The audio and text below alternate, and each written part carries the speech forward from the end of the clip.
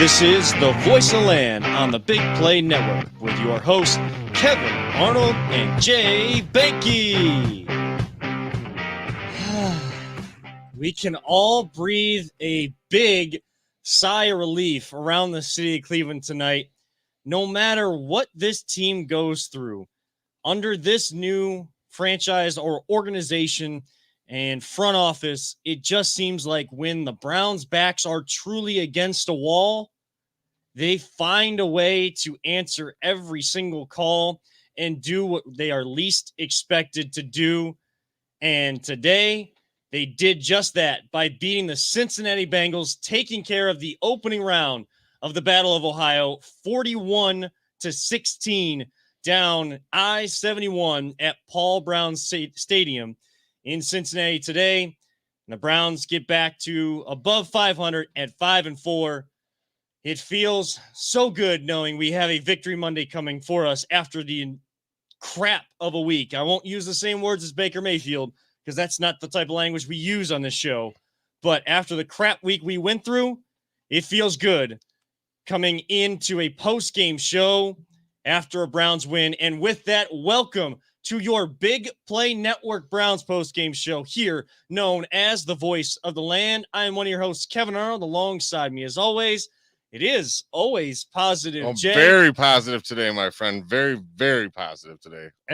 Like last week, but yes, a big bounce back. Big bounce back for the Browns, and also with a smile on his face that you can't see because he's behind that proverbial glass. That is our producer extraordinaire, Peter Tellup. As we said, the Voice of the Land, we are brought to you by Vector Technical. The right person, the right job the first time, and DP Construction LLC. Reach out to them for all your concrete construction needs. The phone number 330-217-4999. That's 330-217-4999. Tyler LaFrada and Uncle Steve, big Browns fans, I'm sure, just like the rest of us, they are all excited tonight, and we thank them and Vector Technical for sponsoring us. And of course, now not only are we on the Big Play Network, but we are partnered with LPV Productions to bring you your Browns post-game coverage, the only one that you need. I know that there's plenty others, but sometimes you just got to toot your own horn. When you're feeling so good, you just got to have those shameless plugs. I mean, why settle when we got the best one right here? I know. There's none better than this one right here. No. And we just keep getting better every single week. So it is good to be back with you guys this week.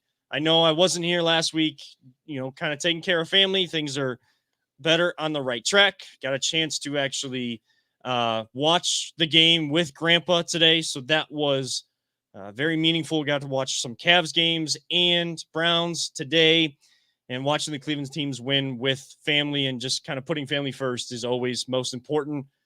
But the thing that's on everybody's minds right now is the Browns win.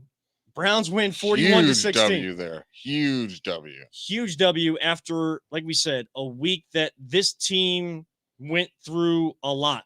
And we all know where it started. The Browns are moving on, so we're going to kind of move on.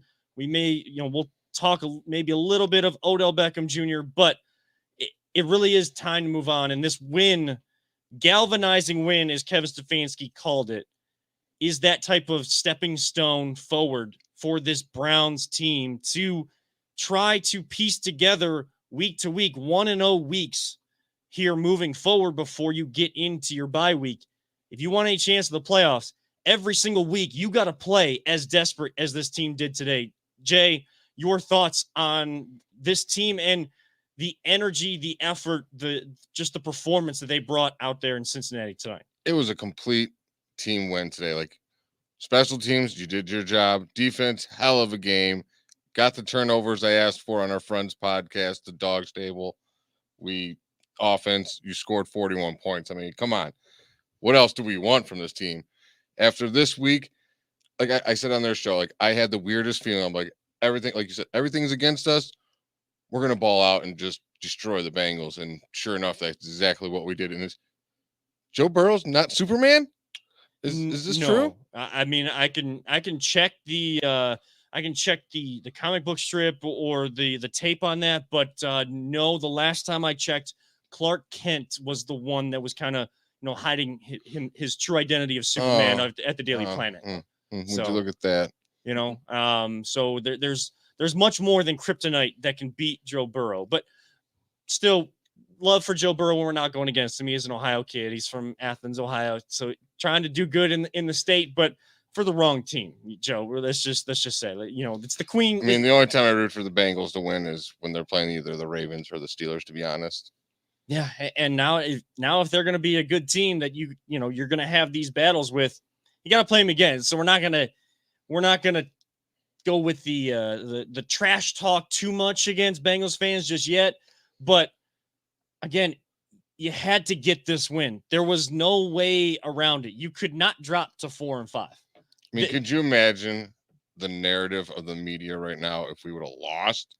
Oh my God, they would have just bombarded us with all the negativity that we couldn't even handle. And we all know that there's going to be those media outlets, those media personalities that are going to find something to fit their narrative to go against individual players. Well, yeah, of course, everyone. There's a couple of those here and there. Or this team, but that doesn't matter because we're here to give you reality. And reality is this team had to win. They could not lay down, come out flat like they did against the Steelers. They could not have one of these performances and allow the excuses of the distractions of off-field stuff this week play in any sort of role. You had to win this game. You couldn't fall behind everyone else in this division. Everyone right now has one loss. Hopefully Pittsburgh gets another one tonight. But right now, everyone's got one loss. And you look around the entire AFC, there's a lot of divisional races that are up for grabs still, about halfway through, just past the halfway point. Of course, now 17 games. We're at week 9 of 18, so we're kind of at that halfway point. You're 5-4, and you're going to enjoy this for 24 hours, and we're not going to kind of look past this game and do what Kevin Stefanski and this team does. They try to, on to the next one. It's a good mentality to have. We're going to enjoy this one, but we will look at how this team can maybe start to piece another win streak together off of this one. Because it's nice when your backs are against the wall, but when you peel them off just a little bit, it'd be nice to take a few steps away from that wall instead of continuing to find a way to backtrack and get right back stuck to that wall. Peter, I know you were watching the game as well, and with your son and everything, and it had that feeling of must-win desperation that a Browns team finally fulfilled. We've had these conversations before when the team needed to win games, needed to look desperate, the more desperate team on the field. They finally did that. Yeah, and the thing is, going into the game, definitely felt like this was a must-win. We were listening to TAM, and they were going through the whole league, doing their predictions, and that they end with the Browns, and they're like giving their takes on it. And I think the line over under for points was like 47, and they were all kind of like Browns 28, 21, or a couple of them picked the Bengals to win, but they were all looking at a much high, a higher scoring game, but a much more even game. And I was, the first drive by the Bengals, I was like, okay, we're not stopping them, but if we can score and keep it even, and man, that interception. Oh, that was awesome. I was going nuts in my house. Well, yeah. I was going nuts. I'm shocked my neighbors didn't call the cops on me. I had to be careful in the hospital because she started screaming in the hospital. Then, right. Nurses come running. Well, then I was, and even though we didn't stop them when they got the ball back and they tied it up at 7, I wasn't concerned, because the first quarter was almost, there's like maybe 4.5 minutes left in the first quarter. And I'm like, we're just getting the ball. Our offense is just getting the ball. And, they just seem to be pretty much in control. And so this was not a game where I was like sweating it. I really wanted to, I was happy the defense really, they showed up. The defense really showed up. Oh, they had a hell of a game.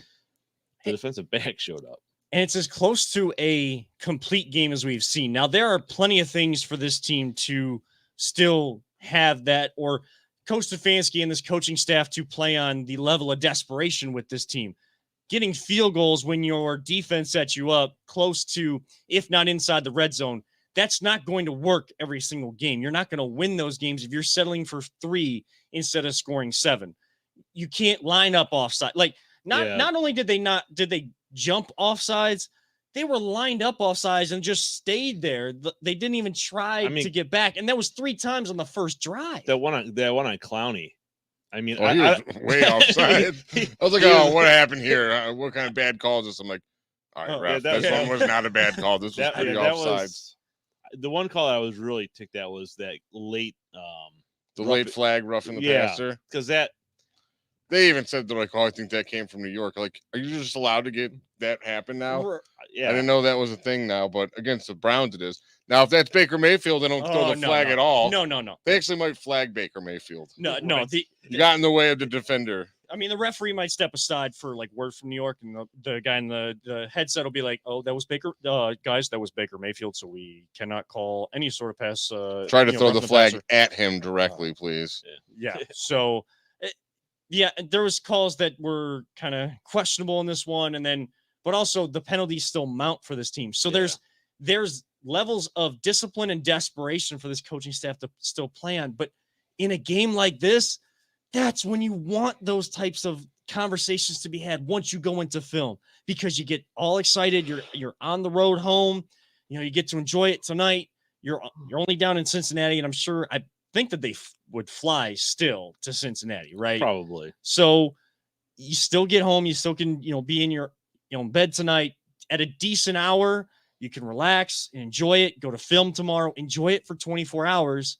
Take your general day off Tuesday, which is kind of your community day for the Browns, as we've always seen, and then come back to work on Wednesday ready to go, because you know what needs to be worked on, but you know what needs to be repeated for the next game too. You're figuring out what's working for you. You're getting your identity of the team. But like you said, you still got so much you can work on. That's awesome. There's nothing wrong with that. No, and I hate those dumb penalties. They drive me nuts. They're costly, timely penalties. We just don't need them. If we cut those out, we're even going to be that much better. Oh, yeah. I mean, there are a couple there's a one face mask penalty, and it's like, sometimes I think those are ticky-tacky because, and I was hoping to see a replay of it, only because it felt like it was one of those where the guy's hand, brushed against the face mask and they threw it. Like, if you grab the face mask and you jerk the guy's head halfway off of his body, then you should get a flag for that. But some of these, they're trying to tackle him around the shoulders and they just graze the face mask, and it's a 15-yard penalty. It's like, come on. Yeah. Again, as close to a complete game as possible, where, questionable calls come in. You don't have to, you took care of that. You don't have that as an excuse. Nobody was going to, if they lost this game, all excuses that were being made were out the window. Just like the media personalities are going to find a way to fit some sort of narrative for themselves. If the Browns were lost, they would have tried to find a way to make excuses for Baker, for the defense, for whatever. Or then there'd be the people fighting them that are all the way against Baker, all the way against this team, even though they say they're Browns fans. That stays in the Twitterverse.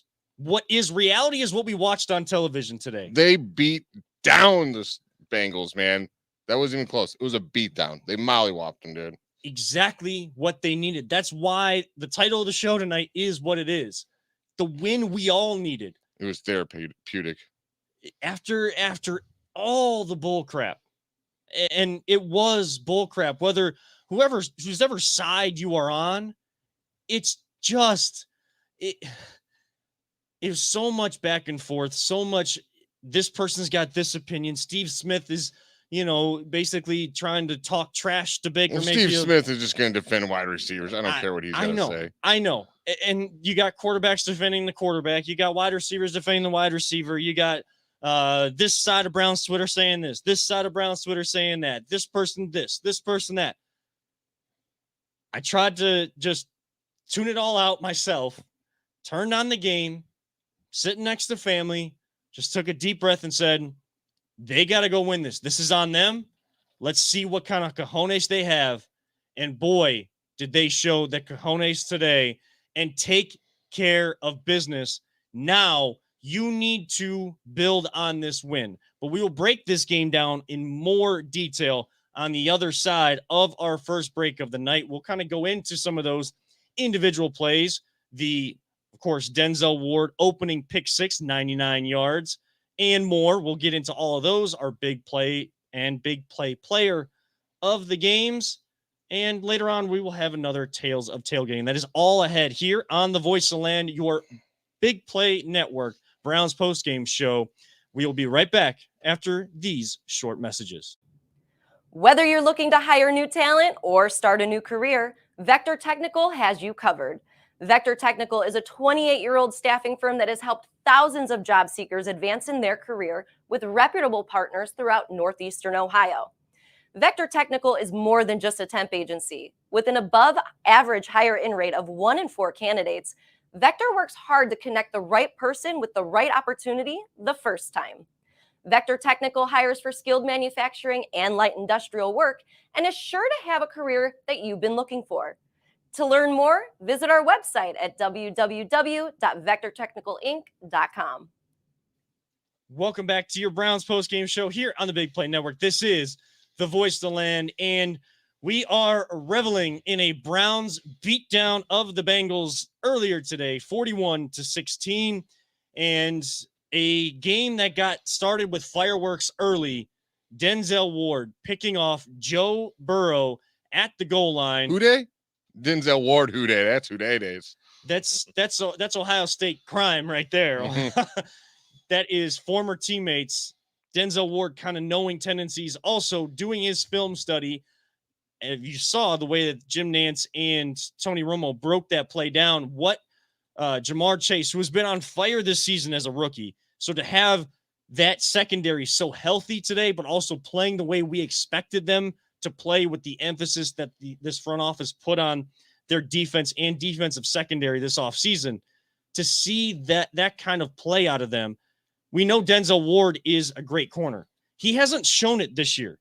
He's had the questions about his play, just like anybody else on this team, being average at 4-4 coming into today. He answered the bell just like the Browns answered it. And to have that film study, Jamar Chase likes to have that in-breaking route, and corners like to kind of cut off that slant route inside, and he finds a way to plant his foot in the ground, cut back out to that far pylon or near pylon, and it's wide open usually. Denzel Ward didn't do that. All he had to do was just stay with him, keep his feet, undercut the route, and he was gone up the sideline. Kind of broke, He showed that speed, track speed he has. Showed that speed and kind of, almost took Joe Burrow out of his, shoes on the cut back inside. I feel bad for his ankles. Have they healed yet? I'm sure they have. He broke them bad. I mean, he was rolling on the ground, and I had to watch replay on Twitter like 5 times in a row. I'm just laughing. I mean, if Joe Burrow was going to make the play on that, I was hoping he would just kind of like push him out of bounds, because even though Joe Burrow doesn't play for this team, you don't want to see a quarterback really get hurt. What happened to our quarterback? Why does his shoulder hurt? Because he threw an interception. Then, the gamer that he is, just like the gamer that Joe Burrow is, they want to make the play. They want to, get the tackle so that they can give their defense a chance to get them the ball back, because they felt like they were in a rhythm.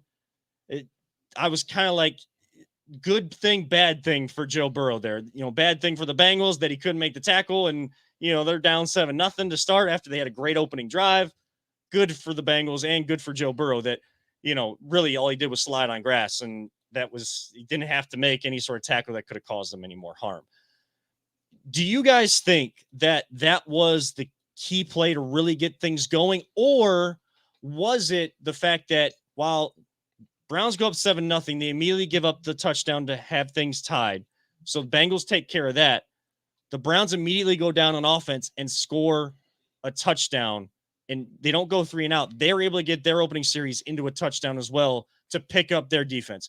Which one was a little bit more impactful in terms of really generating that momentum for this game? I mean, I got to go with the Ward interception. That's a huge swing. I mean, you're all the way down there, and not only do you get a stop, but you turn it into 7 for you. Wow. What a play. What a play. How about you, Peter? Well, I mean, that Ward interception, I don't know if you could I don't know. That's just that was amazing. The Chubb's what was it? The 70-yard run, touchdown run, the 60-yard touchdown pass. I mean, I guess they were saying somewhere down in around Cincinnati, one of the radio stations had billboards that said, their weather forecast is more accurate than a Baker Mayfield pass. Yeah, and more accurate than the college football playoff committee's prediction, picks and stuff. Yeah. But that was, there were some great plays, and I just can't get past like our corners play. Troy Hill. Yeah. Yeah. Oh, Troy Hill. Wow. I mean, Two if or I three have to give sacks, anyone a game ball outside of Nick Chubb, I mean, I want to give everyone a game ball, but Troy Hill was everywhere today, man. Everywhere. I believe he set a record too for the most sacks by a Browns corner in a game. Yeah, it a was a team record today. So, and of course, Denzel Ward's 99-yard interception return, second longest in team history. I never got a chance to actually look and see what the longest was. I was waiting for them to say it on the broadcast, but they never did. I just know it's the second longest in team history.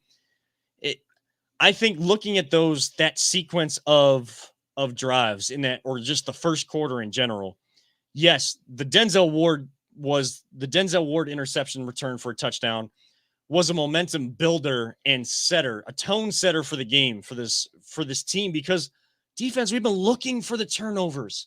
We have been looking for that all year. They're still in the negatives this year, but we brought in ball hawking secondary. I know that there's been injuries, but we have not gotten a hat onto a football and knocked it out of the hands until today. John Johnson III knocking that one out of Jamar Chase's hands on that little crossing route or trying to turn upfield. Getting the interceptions, tip balls, tip drill, working to perfection today. That was the tone setter. I think the tone setter to complementary football between offense and defense was that opening drive for the Browns offense, because they were all warmed up. Yeah, the Bengals get the ball first, but you're kind of like, you're warmed up to the point, hey, whoever wins the toss, like, we're ready for these first two series. We know that they get the ball, we get the ball. Let's see who can kind of, that chess match, the early chess match, who can kind of take that advantage. Well, the Browns took that advantage, and then they doubled up on it by their offense finally getting a chance to come out after, and Jim Romo and Nance are talking all about this. They're popping the stats up on the screen like it's, trying to show some sort of discrepancy. Like you would think the Bengals were up 14-0 already. They've ran 20 plays. They've got 110 yards. Browns got 0 plays. They got 0 yards. Well, guess what? We were also up 7-0 until they tied it up, because our defense made the play when they needed to most. And then your offense says, look, our defense came to play. We can't have another game like last week where it's 3-3 at half. Our defense is busting their ass out here on the field, and we're not coming to play. Baker came to play. Chubb came to play for sure. This offensive line, this entire offense came to play. They set all ego aside, all personal feelings aside, and said, we still got a mission this year, and we need to take strides in the right direction. And boy, did they put their foot in the ground and take those strides today. Yes, they did.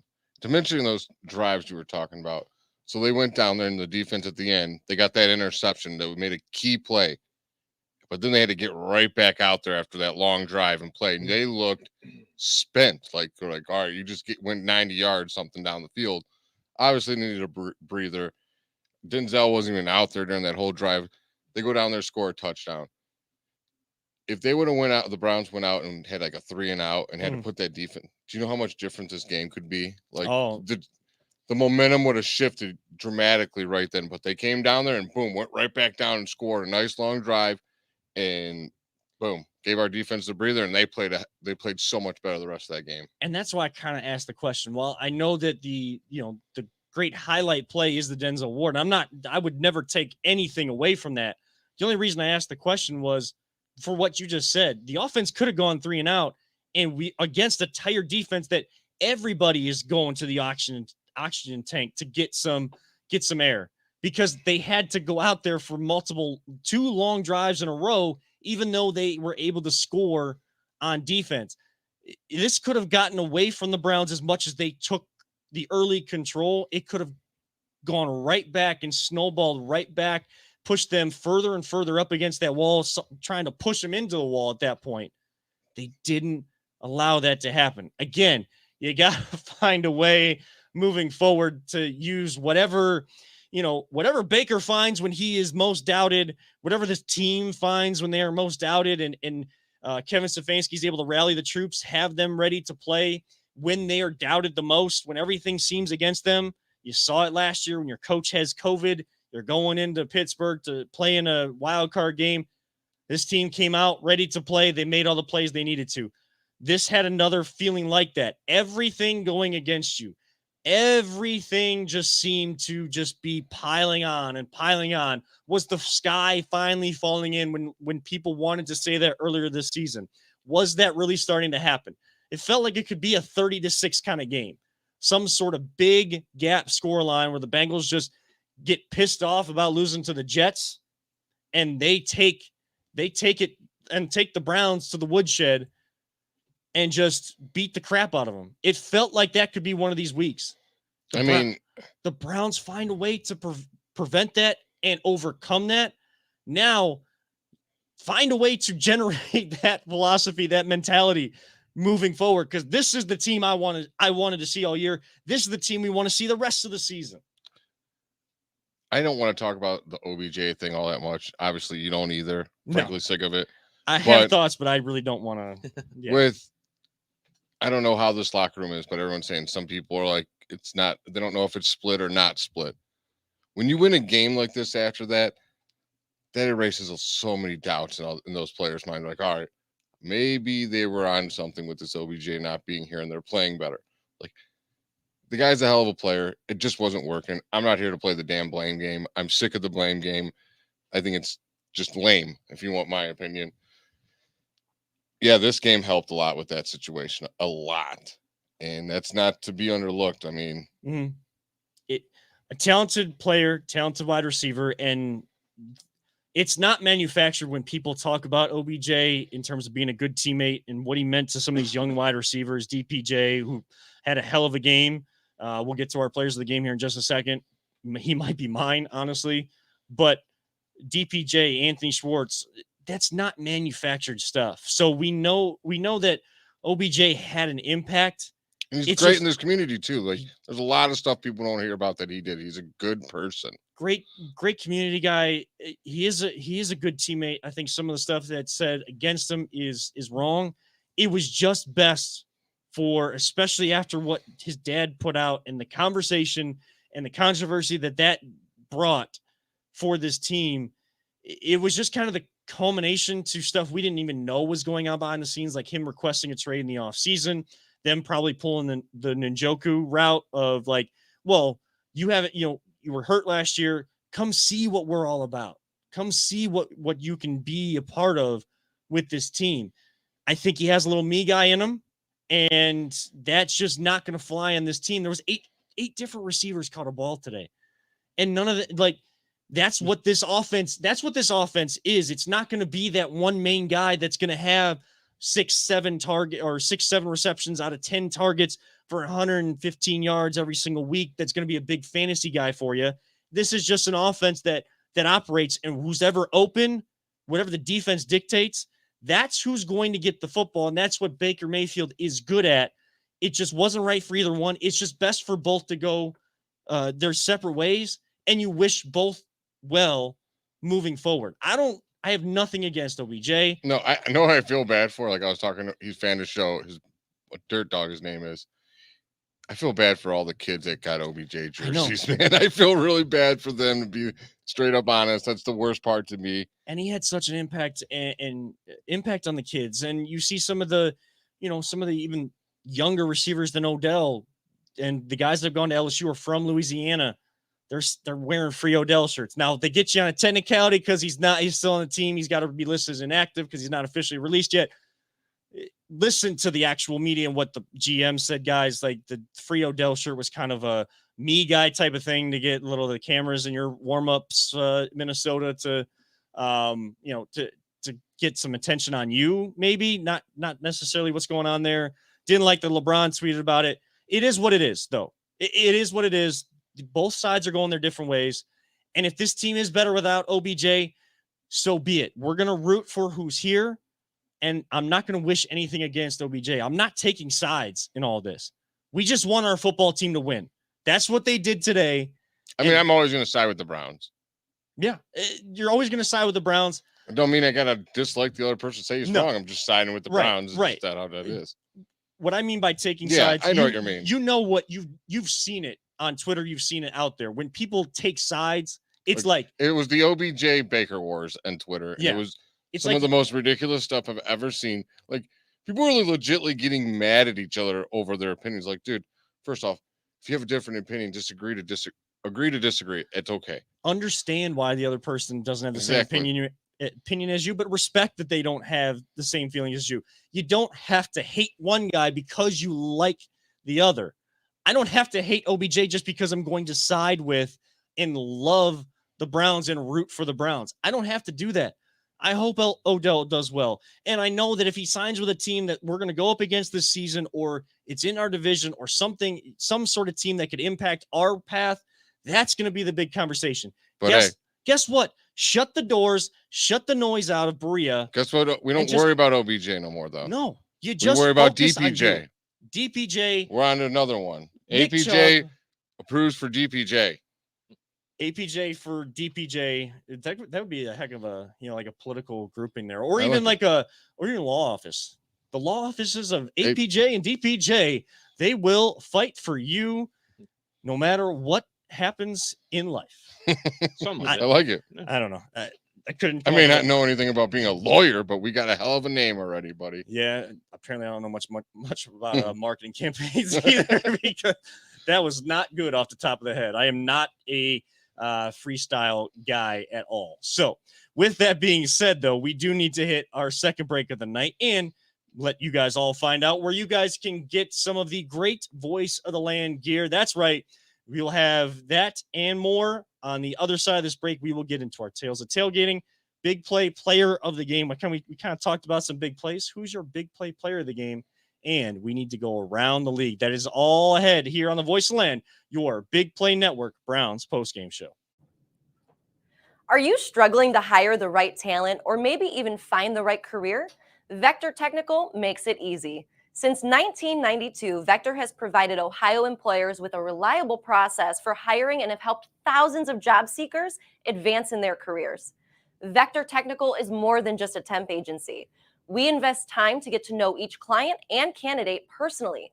Vector places people in job opportunities that they are truly excited about. Interested in learning more? Visit our website at www.vectortechnicalinc.com to see a full list of our current job opportunities and to find out what Vector Technical can offer you.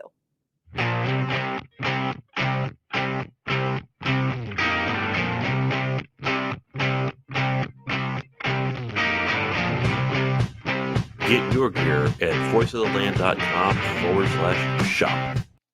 Welcome back to the Voice of the Land here on the Big Play Network. Kevin Arnold alongside Always Positive Jay and our producer extraordinaire, Peter Tellup. We are talking all things Browns victory. All things are good. I may break a promise to you guys a little bit later in the show, but we still have more football to get to.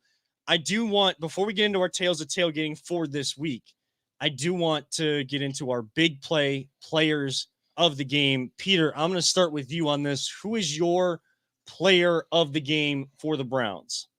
Oh, man, that's actually a tough one for me. I mean, finally a week where I know, because there's so many good plays. I think I have to go with Denzel. Just that, I think that interception just kind of set the tone for the rest of the game. But yeah, there's Hill sacks. There's so many positives. I mean, even with the mental mistakes they made with some of those penalties, and obviously some of the trouble they had in the red zone, so many positive plays, so many great, such great effort put in by so many people on the team. But yeah, I think Ward's interception was probably my big play of the game. Like you said, it's so tough. I'm just giving it to the secondary. Yeah. Every single one of them had a hell of a game. From Troy Hill with his 3 sacks, and he had like a lot of breakups. Greg Newsome, the rookie, hell of a game. This kid is the truth. Obviously, Denzel Ward with his huge interception, and he had a tip for another interception. John Johnson came in. I think he forced a fumble today. Like, the secondary just did amazing. You held who right now looked like one of the best receivers in the league, and he's a rookie, and Jamar Chase. He had 13 targets. He only caught 6 of them. That's incredible. Just incredible. Yeah, to hold a guy like that, to have a performance like that against a big-time wide receiver, that gives you confidence for some of the bigger receivers, big-time receivers you're going to have to continue to go against in this league that are a little bit more refined than Jamar Chase. Jamar Chase still a rookie, so he's going to have those growing pains. My player of the game, with the kind of the play of the game, to kind of be a little different, to add a little differentiation, because we agree a lot on the show, and there's sometimes we can have disagreements, but this is just more so to kind of shed some light on a guy that's probably going to get more opportunities. Donovan Peoples-Jones. That 60-yard bomb from Baker to DPJ in stride, that's the kind of big plays down the field that this team is going to need to continue to open up, keep things open for that run game. Because when better defenses can really stack the box, no matter how good Nick Chubb is, when Kareem Hunt comes back, no matter how good he is, no matter how many good cuts Dearness Johnson can make, or Demetri Felton as a rookie kind of learn in this league, no matter how talented you are, defenses can always scheme against you. Our defense schemed against Jamar Chase, and they did a hell of a job today. Defenses can scheme against your run game, but if you can have that passing game down the field that we talked about, we wanted turnovers. We've also wanted some highlight plays down the field. You got that in DPJ, but also he's so big, he's so physical in the run game, and he's one of those guys. You got to give OBJ credit for this too, because he's a guy that helped promote that to the young guys. He would do it himself. Jarvis Landry does it. They block in the run game. They're willing to sacrifice for the team. DPJ does that. You see him and Schwartz on all these long runs by Chubb. Schwartz is just in the background after he made a key block on that Chubb run, or he's running to the river, as Jim Donovan said on the Browns broadcast.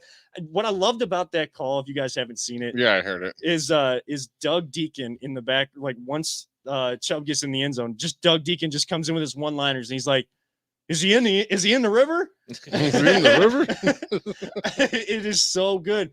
But those are the moments. I mean, there's another guy he can get a game ball almost every week, is Nick Chubb. He should get a game ball. I mean, I think he only had. He had 14 for 137, a 9.8. He almost averaged 10 yards a carry. That's insane, dude. Like, who does that? Oh wait, Nick Chubb does that. And like the Peoples-Jones, as I call him, the touchdown catch was incredible.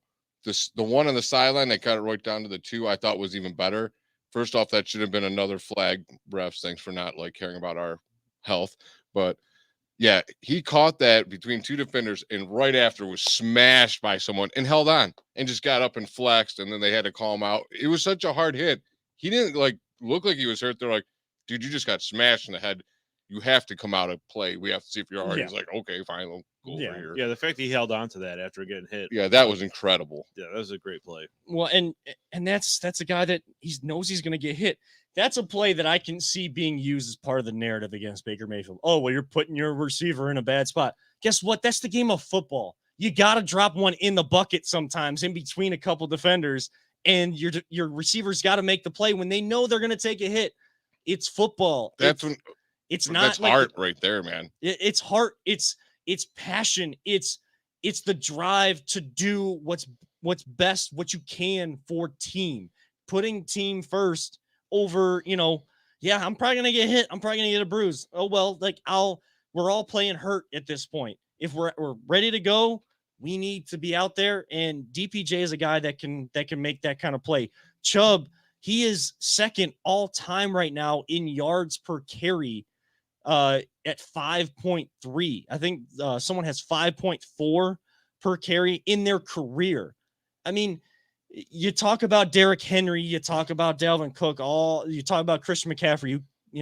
We always say on this show, your best ability is your availability. Hasn't really been available to the Carolina Panthers this year.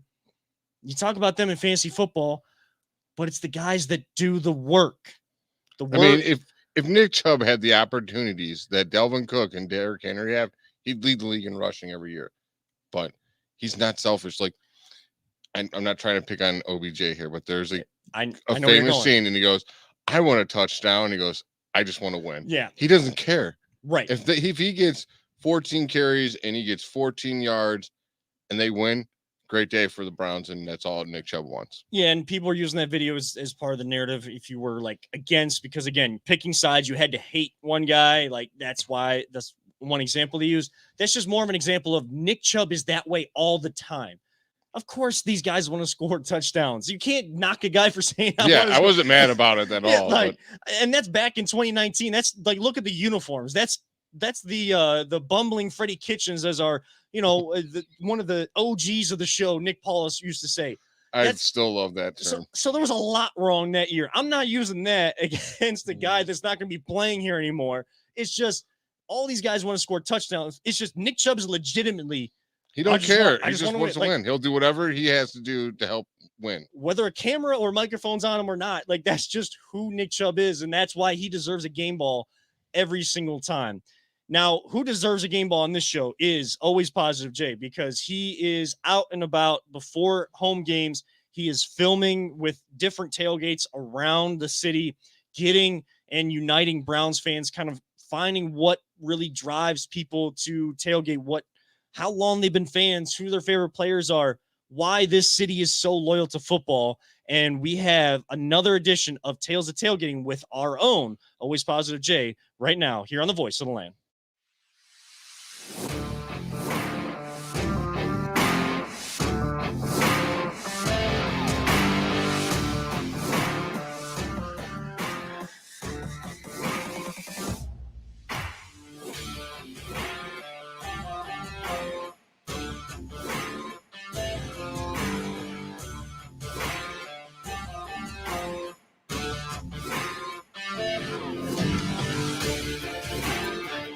Hey guys, APJ here with Tales of Tailgating. I'm with my buddy Scott, and you guys.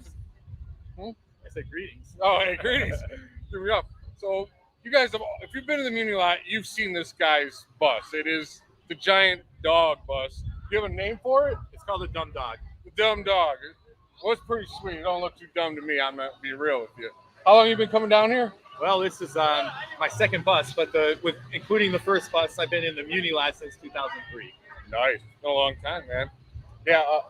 How long did it take you to make this thing all together? Well, this bus, my second one, we got it in 2006 in March, and then we did it 6 months with a whole bunch of friends and a whole bunch of help. 6 months rush of getting it to make it look like a dog. It originally had still some primer on it, still some different things, not any details. But it was mostly done in a 6-month time frame in 2006 between March and October. So I'm guessing you've just been a Browns fan since birth, more or less, right? I always have a joke about that. I mean, I have been because my family is, and that's how you grow up. And I remember hearing Leroy Kelly touchdown on the radio. But I make a joke because the first year I was allowed to bet. I was allowed to bet a quarter a game with my grandpa and no point spread. And I picked the Dolphins every year in 72. Well, if you remember, hi, Nick. If you remember, in 72, they went undefeated. So I won a quarter from my grandpa every week, and the Dolphins were my favorite team, right? I'm 12 years old. And they played the Browns in the playoffs that year, and my mom comes over and gives me the freaking Vulcan. Yeah, and she goes, you say one word about those Dolphins today, and you're going right into your room and give me the grab, And I always make the joke that that's the day I officially became a true Browns fan, even though it probably was from birth. I mean, we left when I was a kid, pretty much, and so when they were gone, I was rooting for the Cowboys. But when they came back, my dad was the crane operator on the site. They took down the old stadium, built a new one, and he's like, dude, you're rooting for the Browns die hard now from here on out. I'm like, it's not a problem, man. You built the stadium, I'm going to have to root for them. And I figure I'm rooting for the city of Cleveland. It's my city. Oh, whatever. Totally just agree. Even though the idea of killing the Indians name never bothered me, having the Indians name, but if they're the Cleveland Guardians, as long as they got the word Cleveland in them, they're still my team, I have my opinion on that. Yeah, it's the players I remember. The team name is not so much. I played on 20 different softball teams. Yeah, I remember all my people I played with. I have no idea what the team names were. Well, I appreciate it. I didn't want to take any more of your time up. We got a giant party. Talking to you. Oh, it was awesome seeing you again, my friend. And Go Browns, Go man. Browns. Here we go.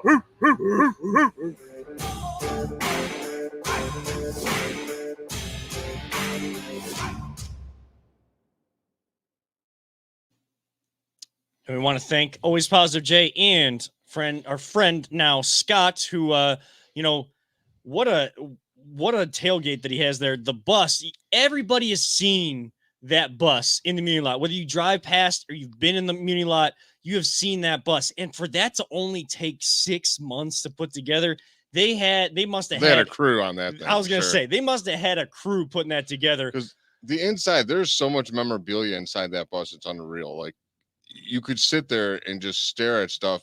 You probably go there 30 times and find something new to look at every single time. I mean, you saw the automatic shot dispenser. It has 4 different chilled shots it gives out automatic.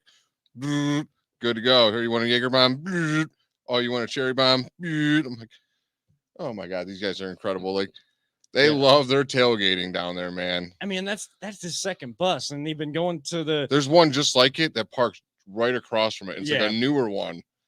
Yeah. It's pretty much, those are the 2 big time buses, I think, in the Muni lot. Well, imitation is the best form of flattery, as they say. Mm-hmm. So, but been going to the Muni lot since 2003, but I think he's talked about how he's been tailgating even longer than that. So these are long-time Browns fans that know what that atmosphere is supposed to be like, and all they want is they want their team to win. And boy, did we! Did you see the hat that he was wearing? That thing's from the 90s. Yeah, I kind of need a hat like that. I had an Indians hat like that, the painter's cap. Yeah, that's the old Sherman Williams Browns hat, I believe. That's old school stuff right there. Well, as we were looking, not to get onto another team, but as the Indians go through this name change to the Guardians now, we've been talking in breaks about how we need the logos to change. Yeah, please change the logo. No one likes it. Guardians people, if you're listening. I know you are. Everyone does. Yeah. Please change. Please change. Like, I understand we're not going to change the name, but that logo is so bad. It's so bad. But, we're doing a baseball theme wedding that you guys are, you're part of it, Jay, and Peter, I know you're going to be a part of the day as well. So it's all based on Indians. Like, so it's going to be Indians history now that the Indians name is gone. We've been trying to dig things out. Oh, it's an historical wedding now. All right. Well, it's going to, the Indians name is history. So it's kind of ipso facto now a historical type wedding, but we've been trying to like dig things out, like more memorabilia and stuff. My aunt just found like her painter's cap from 95 that was like Slider's birthday or something. Oh, wow. Like some random painter's cap that's like Slider's birthday. I don't know. It's in my room. It doesn't fit my head at all though, because I got a big head. Hats don't fit my head well. I don't know why. But with that, we want to thank Scott and thank you, Always Positive Jay, for bringing us our Tales of Tailgating each and every single week. We will have another one next week as well. But we do need to hit our final break of the evening. We will get into a quick whip around the league. Take a look at the Browns' next game. How can they get another 1-0 week under their belt by the time we hit our show next Sunday? And I break a promise to the guys. That is all ahead here on the Voice of the Land, your Browns postgame show on the Big Play Network. Are you looking for a career in manufacturing? Vector Technical has you covered. Vector Technical is a 28-year-old staffing firm that is partnered with some of the biggest and the best companies throughout Northeastern Ohio. The recruiters at Vector Technical will coach you through the entire job process and will help you land an opportunity that you are truly excited about. Vector does not add any additional fees and offers benefits as well as free online skills training through Penn Foster. To learn more, visit www.vectortechnicalinc.com and make sure to check out our job board to see a full list of our current opportunities and apply. Welcome back for one final segment of the Voice of the Land, your Big Play Network Browns post-game show. Kevin Arnold, Always Positive Jay, Peter Tellup. Guys, it's been a great day It's a victory day. It's a victory Sunday night. It's going to be a victory Monday. It makes getting up early for work that much easier. Oh, it makes work so much easier. I didn't watch a single moment of SportsCenter or listen to any radio all week long. I've been hooked to the show Vikings. It was my escape. Now I'm going right back to my old school ways of every morning, good hour and a half of SportsCenter. Can't wait. Oh, see, I'm just going to kind of stick to the norm. Like I've kind of taken it out the last few weeks, whether they've won or not. It's just it feels a lot, takes a little bit of the stress off, especially in a hard week like we went through this week. Takes a little bit of that off when I'm not retweeting or quote tweeting every single clip that's out there or watching every single show, seeing what they're going to say. Oh, will this guy say something nice about Baker? Will they say something nice about the Browns? Please, it's such a bad week. No, like it's on this team to execute and go out there and play like they did this week. Are they going to win 41-16 every week? No. Are they going to be in some close games that we kind of have to stress out about? And I'm laying on the floor here watching together flat on my stomach. Yeah, there's going to be moments like that. That's the NFL. That's why we watch. That's why we're the fans that we are. But they need to find this kind of energy, effort, passion, heart, whatever you want to call it, desperation. They need to find that. And they're going to have to stay desperate. You have to. I mean, New England's still New England. Bill Belichick's still the coach there. It's the quarterback's finding his feet. They got some good running backs there. And you're playing in Gillette Stadium. Like, that's not an easy place to play. They're finding an identity. Running the football and playing really good defense. And, Jamie Collins has kind of resurrected his career back in New England. Again. So that kind of takes us to whipping around the league before we really kind of look ahead to next week. Patriots, they get the win 24-6 on the road against Sam Darnold and the Panthers. That defense just... Sam Darnold came back to earth. They made him look like the New York Jets, Sam Darnold. When people said that the Jets ruined Sam Darnold. I think the last 3 or 4 teams have made him look like New York Sam Darnold. I'm sure good old dead eyes. Yeah, I'm sure the Jets did ruin Sam Darnold to a certain extent, but Sam Darnold has what he showed today. He has that in him, unfortunately. And I as soon as we kind of saw what Baker could do or what Sam Darnold couldn't do, I immediately came out and said, I was wrong. That was the guy that I wanted back to that draft class. I was wrong about that. Sometimes Baker Mayfield makes us feel like, are we still on the fence about whether we are right or wrong about you? Yes, he does, but he is our franchise quarterback. He is our quarterback moving forward. We follow 6. We follow the brown and orange. That's not going to change unless we are told otherwise in terms of which players are on this team. But the brown and orange element, that will never change in this town. We will make sure that no one ever tries to change that again. Upset, man. Broncos just beat down the Cowboys. I didn't think I saw that coming after they lost Von Miller. Didn't see that coming. Didn't see the Jaguars beating the Bills. My God. Not a great game to watch, but how about Josh Allen, man? Like, that guy can really play some defense. Which one? I was going to say which one. The defense player, right? Yeah. Oh, okay. Another one. I'm sorry. Josh Allen's not Superman also? I'm sorry.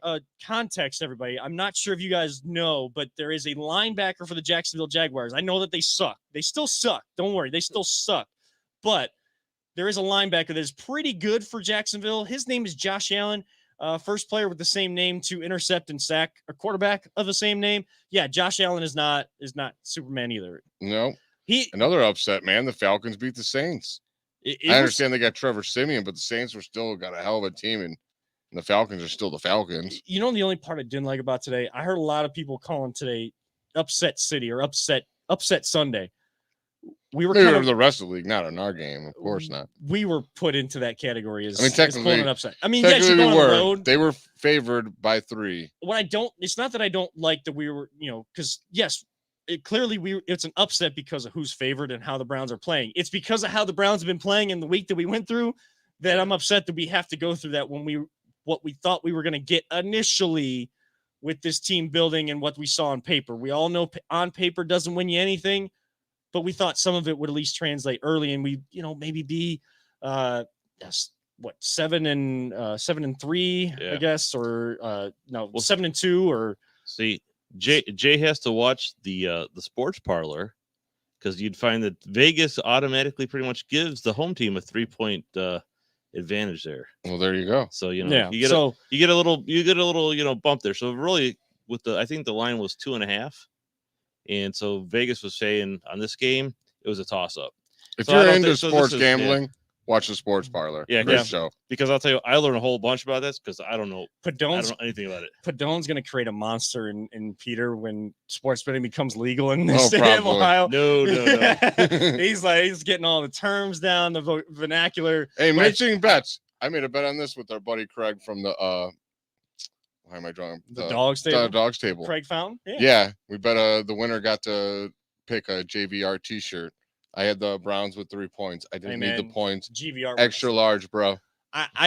They caught fire for who's ever kind of controlling their Twitter account. They caught some fire because of what they said about the media, and I didn't like what they said about the media. But they still make some of the best shirts that you can get anywhere. And this isn't no free ads, but still, I know that they work with McNeil and Dave over at and of course Padone with the Reflog show. I'll just keep. I mean, I'd love you guys as an advertiser. Don't get. I mean, I would love it, but as long as I keep betting with our friends from the Dogs Table, I really don't need them because I'm getting all these free shirts for them. This is 2 now this year. I just love going, even though the shirts are maybe a little bit more expensive than you would think you'd want to buy for a T-shirt. I go in there and budget because it's the same amount for every T-shirt. It just makes it easy. So I mean, look at that shirt you've got on. I mean, that is an awesome shirt. This is just. I mean, and I think they even posted this today. Like, it's this kind of day. Yeah, I was just like, I gotta wear that. They're art. They're all art. They're all such good shirts. I love their company. But it really is. Let's get back to the let's get back to. Unfortunately, the Ravens pulled out a win in overtime against the Vikings. They keep pulling them out, man. The Vikings, man, they just keep losing. I could just win that one, but unfortunately, Lamar Jackson had a hell of a game today. Vikings are a team that they look like they should be a lot better than they are. They can't finish, and that's a thing that if you're going to win in this league or have success in this league, try to get to the playoffs, you got to finish. And if you can't learn to finish and it becomes a continuous problem, a bad habit, boy, it's going to doom your season. Chargers, they get the win 27-24 over the Eagles.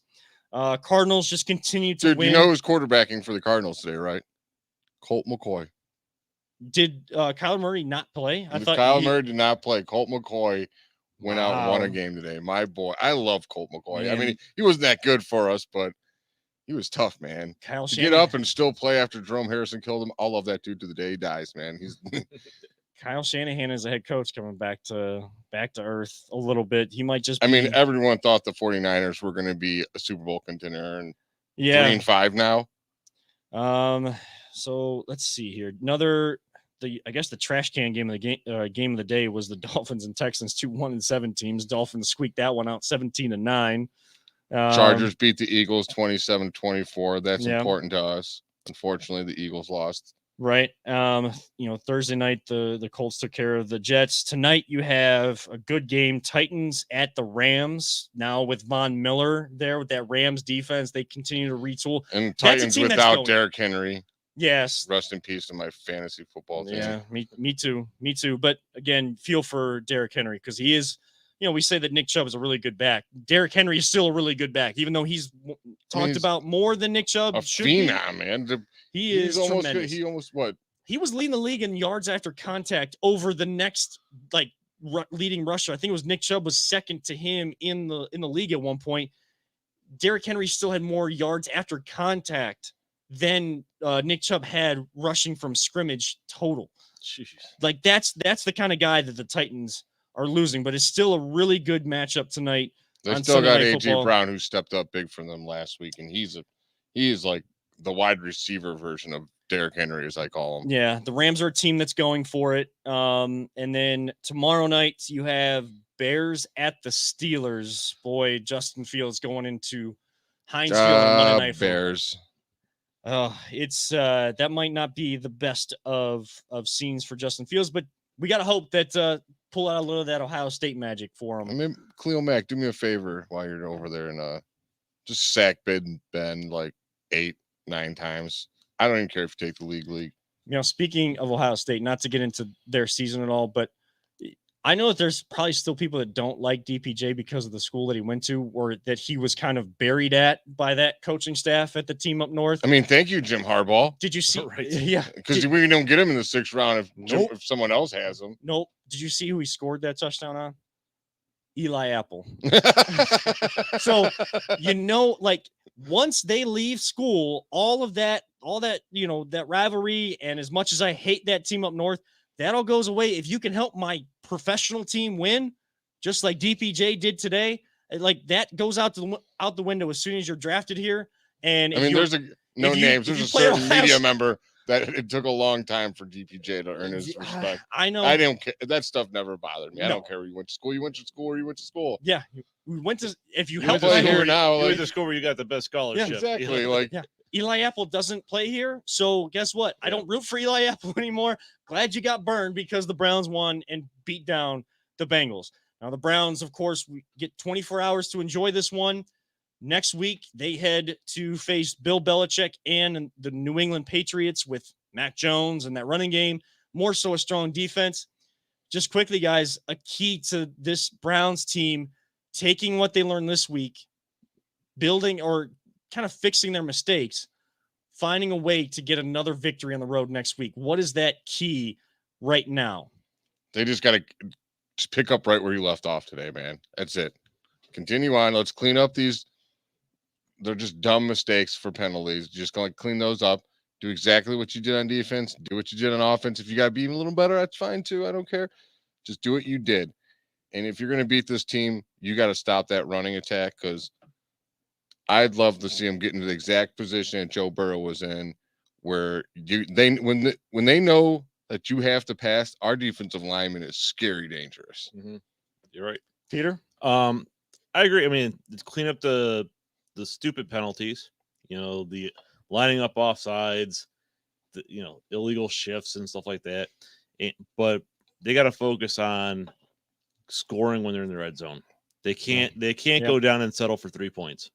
Yeah. That's going to be a big key next week, because that defense is going to be much more stout than the Bengals defense. The Bengals defense isn't anything to laugh at, but it's not when you have that kind of energy, momentum in your locker room, and you've put several games on film the way that the Patriots defense has, and people are taking note around the league, that's going to be a true test. You have to score touchdowns against them when you are given the opportunity, especially in the red zone. Yeah, you can throw the big throw down the field if you can catch them.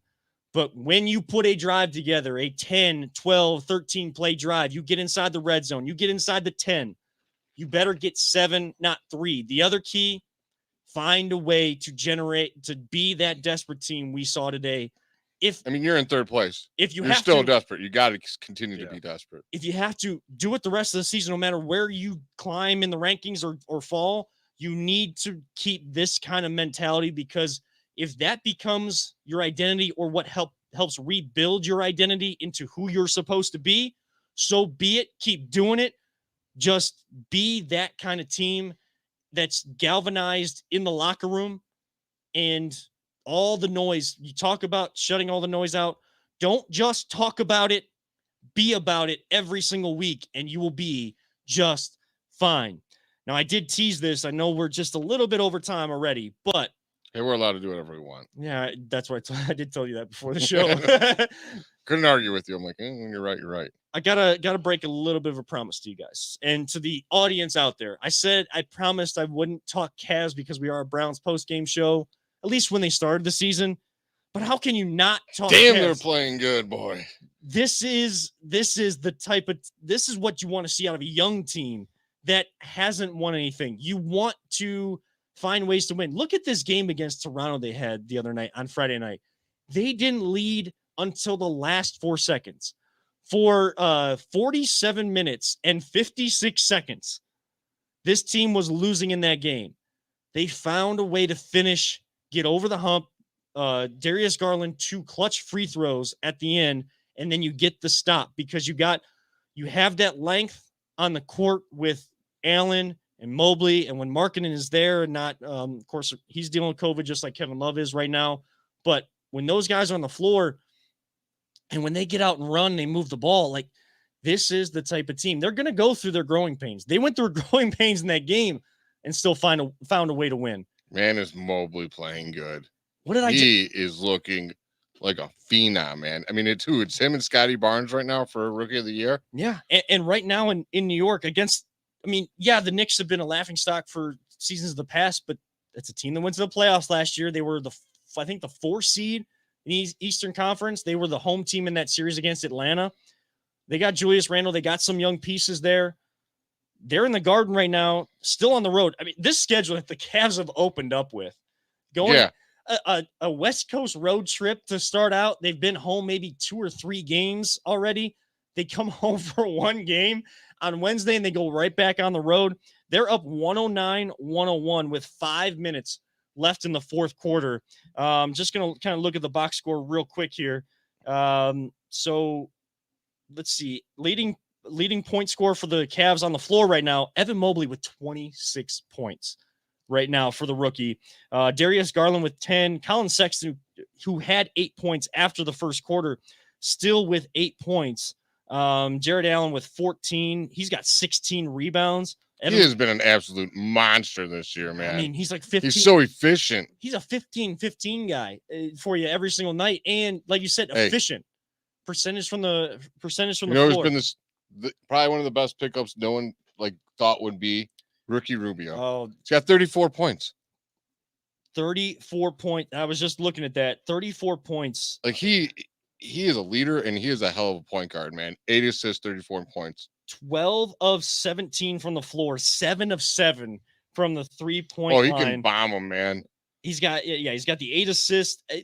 That is the stabilizing force that this young backcourt needed in that locker room. I think he's teaching Sexton and Garland a lot. And I think it was either the second game of the year where the Cavs were those were the games where they were leading the first half and then the turnovers just became a problem. So this Cavs team reminds me of the late 80s, 90s team where there's not one mega superstar, right, but they're just a complete team and they're awesome defensively. And I think that's probably what this organization has been missing. When LeBron leaves, building a team, they were trying so hard to find that next guy. Well, when you're the guy after the guy, that is so hard. That is such a hard burden to swallow. Well, as you said, they were building a team around LeBron. Now they're just building a team around the team. They're building a team that can compete in the NBA. What do you need in the NBA, or what do you think can actually work in the NBA? The Cavs have kind of gone against the mold. Exactly. I mean, they zigged when everyone else zagged. It's small ball city down there in the NBA, and they're just we're just going to throw 3 7-footers in our 7 lineup, deal with it. Now, I can't remember who said it. It was either Jalen Rose, Jay Williams, or Jay Billis, who during the draft coverage talking about Evan Mobley. One of those guys, or somebody said, maybe it was local, they said Evan Mobley can have success in this league. Actually, it was Kendrick Perkins. I remember now. It was Kendrick Perkins. He said Evan Mobley can be a star in this league if he is a big man that can do guard things instead of trying to be a guard that is a big man in this league. He can't be the one trying to bring the ball up the floor all the time. He can't be Shaqtin' a fool. I mean, you don't want another DeAndre Drummond? No, I don't want another DeAndre Drummond, even Shaquille O'Neal. More so in All-Star games. Hey, when you're Shaq, you could do that. I know, but he would do it more so in All-Star games and have fun with it. But, big men started to take that into actual games where they're, they do have the dribbling skills. They're going through the legs. They're trying to bring the ball up the floor. Don't do that. Get yourself started down low. And we've seen him add strength already. In one shorter off season, we have seen more strength than we saw in Summer League. I didn't like what I saw from Mobley in Summer League. He was trying to do too many guard things in Summer League. He was out on the wing. He's trying to shoot all these long range shots. He's showing you that full range. He can pass the ball. He can get in there and rebound. He can, he's a big man that can get on the post, but then when you need him to, he can step out for that 3-point shot. He can kind of spread the floor for you. I mean, that's just talking his offense. His defense is what's blowing me away. He's defensive player of the year right now. It adds a whole nother chapter. When you have that kind of length around the rim, guys continue to challenge him. He's got the defensive presence of a Rudy Gobert, but the offensive skills of a Chris Bosh. Yeah. I mean, I'll take that all day. That's a heck of a kind of a combo set of skills to have in this league. And again, the more games that you can win, especially on the road, when it's just you guys, it's us against the world. What did LeBron always say about playoff series? Yeah, he loved the home crowd and how excited they got, but what he loved more was silencing the road crowd. He loved going on the road when it's just you guys. It's just the team. It's not this fanfare and all these things going on. That's why I like the road trip right off the rip. That helps build a team big time. And I think that's going to go a long way with this team. Now, are they going to go through stretches where maybe they're losing a few in a row? Yes, because they're young. They're trying to build consistent habits. They might not, man. I know. This team looks I know. real. Like, I'm just saying, I'm, kind of keeping it in perspective. That I agree. I know might what you're happen. saying, but There's a chance it won't. Yeah, I mean, there's This a real team is- chance this team could be like a 4 or 5 seed in the playoffs. They Right now. could. Or at the very least, you should be a team that gets into the play-in round, because you see what that does for young teams the next year. When you are in the play-in round and you have some success there, yeah, you're playing one game, but to get in, like, that does wonders for winning at the highest level. You got to win big time games. And if you continue these habits, like they're up 10 right now, 3 minutes now to go in the fourth quarter on the road against New York, who's, again, came out like gangbusters. You take that kind of hot team that's been talked about all around the media and you beat them, galvanizing wins. We talked about it with the Browns. For a young team, that does even more for you for galvanizing wins like that on the road. Especially confidence building. Once they get enough confidence in them, anything's possible. Anything is possible. And like we said, Rubio now with 37 points, he's 8 of 8 from 3-point range. So I'm going to give him another big player. He's our big player of the game. We're giving him out to everybody. This is like Oprah. You get a big player of the game. You get a big player of the game. Everybody gets a big player of the game. Peter, you get a big player of the game for your awesome producing I'll job. take it. Hey, PJ, you get a big player of the game for your Tales of Tailgating, and you're on the show tonight. Kevin, you get one too. Thank you. Welcome coming back and being a hell of a host. Thank you. My grandpa gets one too. Just And for even fighting more, through everything. all the fans for listening, you get a big player of the game too. Can't do it without the fans. And on that note, that is going to wrap it up for this edition of The Voice of the Land. It's been a fun one. It sure has. These feel much better on a night after the Browns win, and you get to have a little bit of fun. It's so much better. I like last week. It was like pure torture doing a show after a Steelers loss. I've never done one. Yeah. I wanted to cry the whole show. I'm like, I drained. But man, it's so much different after a win. It's so much better when the fun is genuine and not trying to be manufactured to be therapeutic. Yeah. After a loss. So on that note, for our big play player of the game, always positive Jay, and our big play player of the game, Peter Tellup, to all of our big play players of the game, our fans out there. I am Kevin Arnold, reminding all of you, don't let anyone ever tell you it's just a game. And we love you all 3,000. Go Cavs. And here we go, Brownies. Here we go. See you next week.